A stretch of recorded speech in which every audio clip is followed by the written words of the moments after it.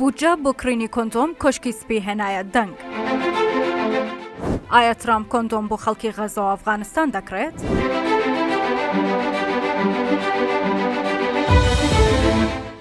دەنگۆی دابینکردنی بودجە بۆ کڕینی کۆندۆم بۆ خەڵکی غەزە و ئەفغانستان لەلایەن ترامپەوە کاردانەوەی زۆری دروست کردووە. چەند ئاژانسێک بڵاویان کردوتەوە کە دۆناڵد ترامپ بڕیاری داوە بودجە بۆ کڕینی کۆندۆم بۆ ڕۆژهەڵاتی ناوەڕاست و بەتایبەت بۆ خەڵکی غەزە و ئەفغانستان دابین بکات تا منداڵبوون کەم بکەنەوە. ئاژانسی چاودێری دارایی حکوومەت و فەرمانگەی بەڕێوەبردن و بودجە دەڵێت پێدەچێت 50 ملیۆن دۆلاری باج بۆ دابینکردنی کڕینی کۆندۆم بۆ خەڵکی غەزە دانرابێت.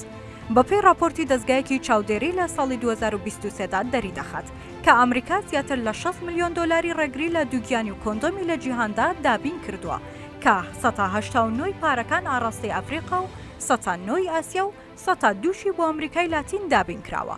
دەشڵێت پارەکە لە چوارچێوەی هاوکاریە داراییەکاندایە کە ئێستا ئەمریکا ڕایگرتووە. کارۆلاین لێفتی سکرتێری ڕۆژنامەوانی کۆشکی سپی ڕایگەیاند ئەو هەواڵەی باس لەوە دەکات کە دۆناڵد ترامپ بودجەی 50 ملیۆن دۆلاری بۆ کڕینی کۆندۆم بۆ خەڵکی غەزە دابین کردووە بۆ جۆرە نییە.